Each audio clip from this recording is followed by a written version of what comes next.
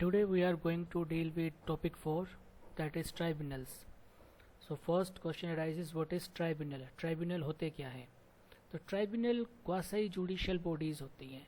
Quasi judicial bodies means exactly ये court भी नहीं होती हैं लेकिन जुडिशियल फंक्शन को डिस्चार्ज करती हैं. They lie somewhere between administrative and judicial authority.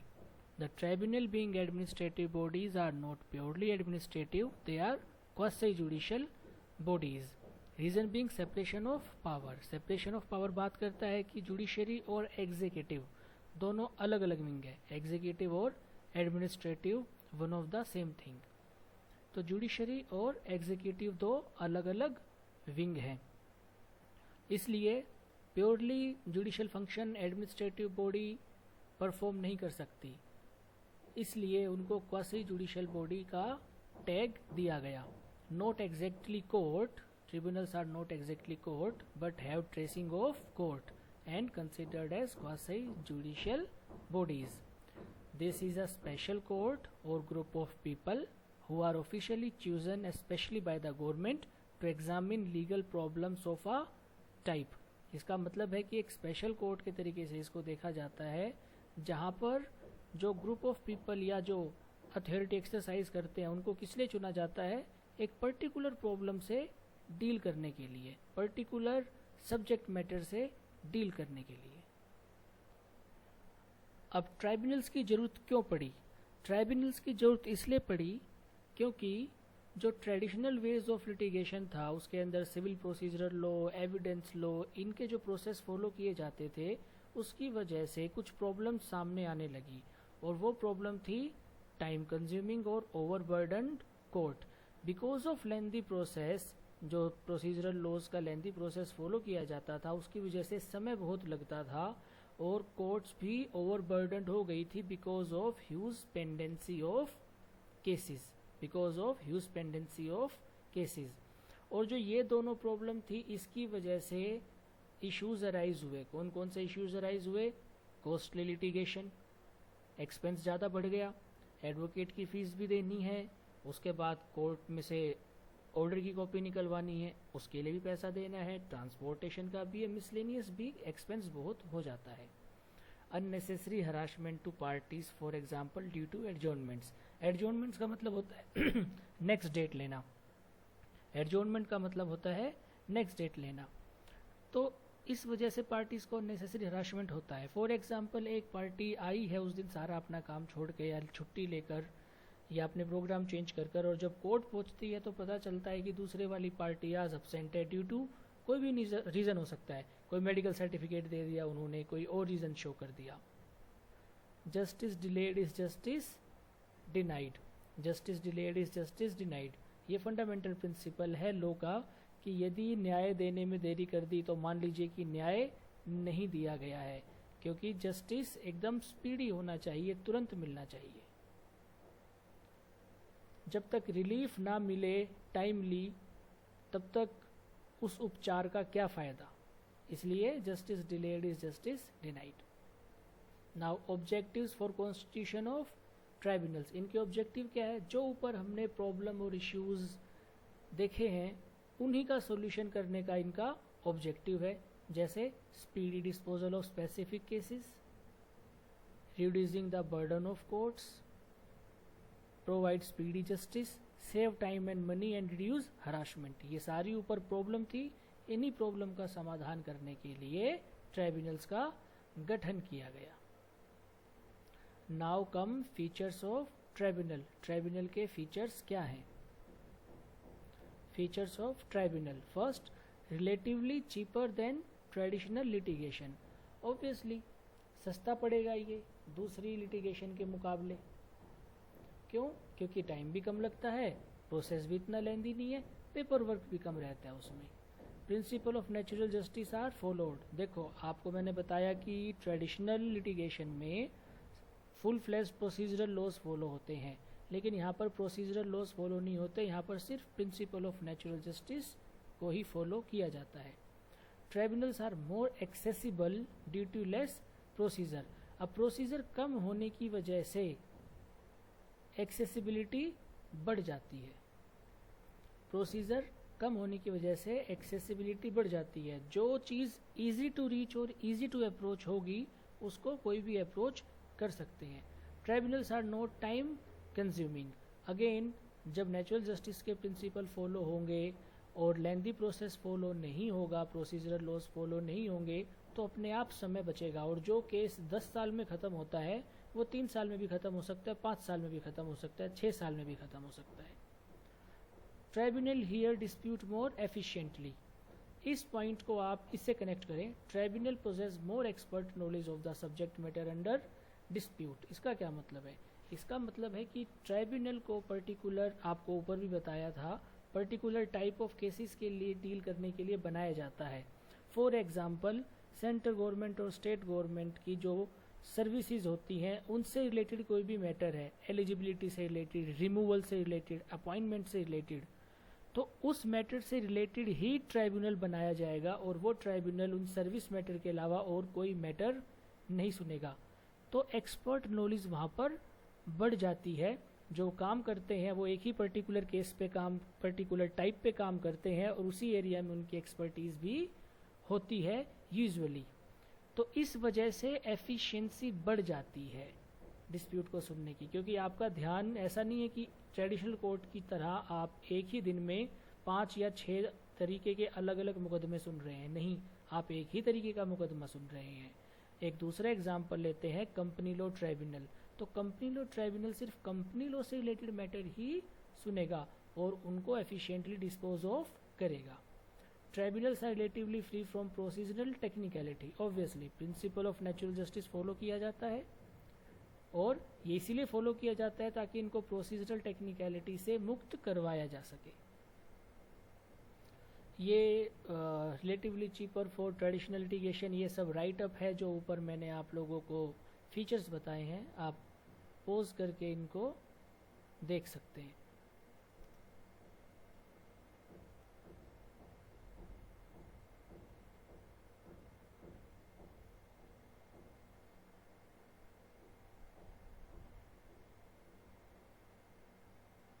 Now the topic comes establishment of tribunals under Article 323A and 323B। देखिए, 42nd अमेंडमेंट 1976 जो आया उसने चैप्टर 14A को संविधान में इंसर्ट किया और इसमें था आर्टिकल 323A। जब ट्राइब्यूनल्स की जरूरत महसूस होने लगी तब ये लगा कि कोर्ट्स में पेंडेंसी बहुत ज़्यादा है, कोर्ट्स ओवरबर्डन्ड है, टाइम कंज्यूमिंग है, अननेसेसरी हरासमेंट हो रहा है, justice delayed is justice denied. तो उस समय पर ये एक संशोधन किया गया और आर्टिकल 323A को लाया गया। ये आर्टिकल बात करता था establishment of central administrative tribunal, state administrative tribunal and joint administrative tribunal, जिसको कैट, सेट और जेट के नाम से जाना जाता है। और इसका फोकस था सिर्फ सर्विस रिलेटेड मैटर्स को ही सुनना है। जो सेंट्रल गवर्नमेंट की सर्विस से रिलेटेड मैटर हैं, अपॉइंटमेंट से, एलिजिबिलिटी से, रिमूवल से, वो सारे कैट में जाएंगे। जो स्टेट वाले हैं वो सेट में जाएंगे। और जेट होता है एक या एक से ज़्यादा स्टेट मिलके एक ही एडमिनिस्ट्रेटिव ट्राइब्यूनल बना ले, जैसे हिमाचल और हरियाणा दोनों मिलके एक ही एडमिनिस्ट्रेटिव ट्राइब्यूनल बनाए।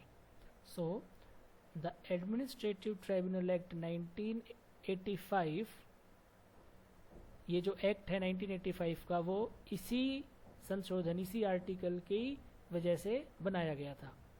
So the administrative tribunal act 1985 was established under article 323 of constitution of India और article 323A was added by 42nd Amendment 1976 which included part 14A. Act provided establishment of 3 kinds of tribunal। यही article कहता था और यही 3 kinds इस act में बात की गई। Now kinds of tribunals। Central Administrative Tribunal CAT, it decides dispute related to recruitment and condition of service of person appointed। Appointed where? Appointed in center government post। जो भी सेंट्रल गवर्नमेंट से related post होंगी, services होंगी, उन सब में जो भी इश्यूज अराइज होंगे वो सेंट्रल एडमिनिस्ट्रेटिव ट्राइब्यूनल में जाएंगे। इसकी ज्यूरिसडिक्शन क्या है? All India services, civilian employ of defence, civil post by centre, ये सब सेंट्रल गवर्नमेंट की पोस्ट है। उसी तरीके से set deals with matter dispute related to service and recruitment condition, service recruitment and condition of services under state government, और यहाँ पर सर्विसेज अंडर सेंट्रल गवर्नमेंट। और जेट जैसा कि आपको बताया है, 2 और मोर स्टेट्स में ज्वाइंटली हैव एडमिनिस्ट्रेटिव ट्राइब्यूनल, तो वो स्टेट लेवल पे ही काम करता है। जब एडमिनिस्ट्रेटिव ट्राइब्यूनल्स जो थे, देखा गया कि उनकी सफलता रही है, वो सफल रहे हैं, तो उसके बाद फिर ये सोचा गया कि दूसरे मैटर्स के लिए भी हम ट्राइब्यूनल का गठन कर देते हैं। तो बाद में article 323B tribunal for other matters, it was established added by 75th Amendment 1993,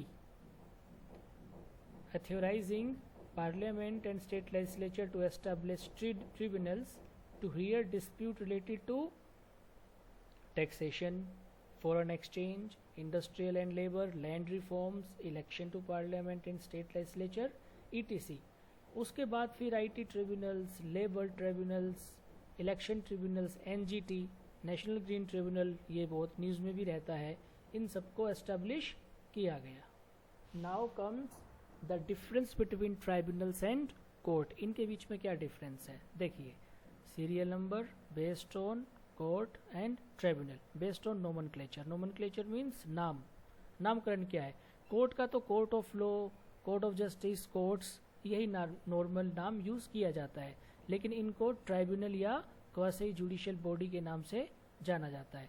procedure to be followed, यहाँ पर CPC के procedural laws, Indian evidence act के प्रोसीजरल लॉज, ये सब फॉलो किए जाते हैं, लेकिन ट्राइब्यूनल में सिर्फ principal of natural justice follow किया जाता है। एस्टैब्लिशमेंट, इनको कैसे इनका गठन किया जाता है? सुप्रीम कोर्ट और हाई कोर्ट कॉन्स्टिट्यूशनल बॉडीज़ है, कॉन्स्टिट्यूशनल कोर्ट है। उसके बाद सिविल कोर्ट है, वो as per the provision of CPC बनाई गई हैं। अगर आप क्रिमिनल कोर्ट को देखेंगे तो वो CRPC के माध्यम से बनाई गई हैं। लेकिन जो ट्राइब्यूनल्स हैं वो प्रोविज़न ऑफ आर्टिकल 323 और 323B, जिसके लिए एक्ट भी बनाया गया है। आगे देखिए, अपॉइंटमेंट ऑफ जजेस एंड चेयरमैन फॉर ट्राइब्यूनल। जो कोर्ट में होते हैं उनको या तो मैजिस्ट्रेट या जज बोला जाता है, और जो ट्राइब्यूनल में होते हैं टेक्निकली वहाँ पर चेयरमैन और वाइस चेयरमैन और मेंबर्स होते हैं, लेकिन नॉर्मल लैंग्वेज में as a matter of practice उनको भी जज बोल दिया जाता है। So by direct examination in lower judiciary और by interview for higher judiciary as per the constitution और अदर रिलेटेड लॉज, ये अपॉइंटमेंट ऑफ जजेस रहता है कोर्ट में। लेकिन ट्राइब्यूनल में एडमिनिस्ट्रेटिव ट्राइब्यूनल एक्ट जो बना हुआ है उसके माध्यम से ही इनका अपॉइंटमेंट किया जाता है। Area of expertise, area of expertise, जज perform pure judicial function, judicial power use करते हैं। ये वैरायटी ऑफ केसेस से भी डील करते हैं। Chairman exercise administrative as well as quasi judicial power, यहाँ पर दोनों तरीके की पावर होती है। Now deals with variety of cases, जो कोर्ट होते हैं वो वैरायटी ऑफ केसेस के साथ डील करते हैं। सिविल भी आ रहा है, एक ही जज क्रिमिनल मैटर भी सुन रहे हैं, सिविल में वो डाइवोर्स के मैटर भी सुन रहे हैं, कंपनी लॉ से रिलेटेड मैटर भी सुन रहे हैं, रेंट से रिलेटेड मैटर भी सुन रहे हैं। लेकिन यहाँ पर सिर्फ स्पेसिफिक केसेस, जैसा कि ऊपर बताया, NGT national green tribunal environment से रिलेटेड मैटर सुनेगा, IT ट्रिब्यूनल इनकम टैक्स से रिलेटेड मैटर सुनेगा, लेबर ट्रिब्यूनल लेबर लॉ से रिलेटेड मैटर सुनेगा। देन टर्म ऑफ ऑफिस, कोई फिक्स टर्म नहीं होती है, लेकिन एज मेंशन है कोर्ट्स में, जजेस के लिए एज मेंशन है 62, 65 एज द केस में भी। लेकिन यहाँ पर जो ट्राइब्यूनल होते हैं उनमें 5 साल के लिए उनका गठन किया जाता है, उनका अपॉइंटमेंट, उनका चयन, चेयरमैन का चयन जो होता है 5 साल के लिए किया जाता है। नाउ कम्स द नेक्स्ट सब heading, that is exclusion of jurisdiction of high court and power of judicial review. देखिए, जब 323A और 323B बनाया गया तो उनमें ये लिखा गया कि ट्राइब्यूनल जो भी डिसीजन देगा उसकी अपील सिर्फ और सिर्फ सुप्रीम कोर्ट में जाएगी, वो भी आर्टिकल 136 स्पेशल लीव पेटिशन के माध्यम से। उसके अलावा बाकी सब कोर्ट की जुरिस्डिक्शन को एक्सक्लूड कर दिया गया था। और ये सवाल उठा L Chandra Kumar versus union of India के केस में, जहाँ 7 जज का बेंच बैठा और उन्होंने डिसीजन दिया। तो यहाँ पर क्या थे फैक्ट, क्या थे, क्वेश्चन क्या थे? Power conferred upon the parliament by 323A, जो ये रेलिवेंट प्रोविज़न है, to totally exclude jurisdiction of all court except that of supreme court under 136। तो सवाल था कि जो ट्राइब्यूनल्स ने सब कोर्ट्स की जुरिस्डिक्शन को एक्सक्लूड कर दिया है सिवाय सुप्रीम कोर्ट की जुरिस्डिक्शन अंडर आर्टिकल 136, क्या ये संवैधानिक है, क्या ये कॉन्स्टिट्यूशनल है?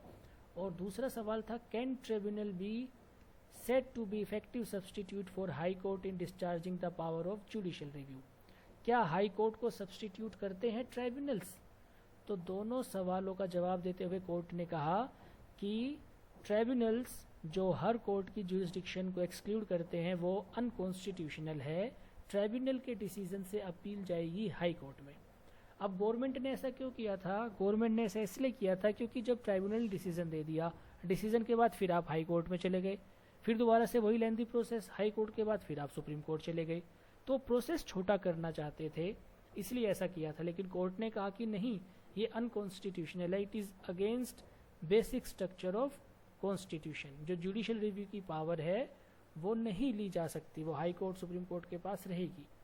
दूसरे सवाल का जवाब देते हुए कोर्ट ने कहा, tribunal can not substitute high court but act as supplementary. Tribunal can not substitute high court but act as supplementary.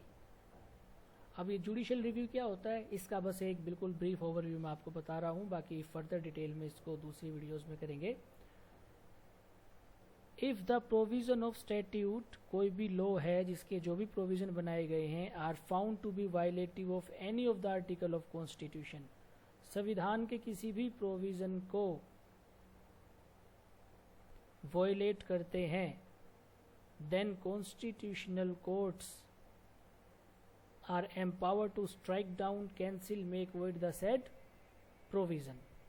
ठीक है। So judicial review is the power of constitutional courts to pronounce upon the constitutionality of legislative and executive act of government। जो भी कानून सरकार ने बनाया है, जो डिसीजन लिया है, और वो किसी भी प्रकार से संविधान के प्रोविजंस को वायलेट करता है, तो वहाँ पर कोर्ट को जुडिशियल रिव्यू की पावर है। अब जैसे यहाँ पर जो इन्होंने ये अमेंडमेंट किया था to totally exclude the jurisdiction of all courts, यहाँ पर भी जुडिशियल रिव्यू की पावर कोर्ट के पास रहेगी। सो आज के लिए इतना ही। Stay indoor, stay healthy, stay safe.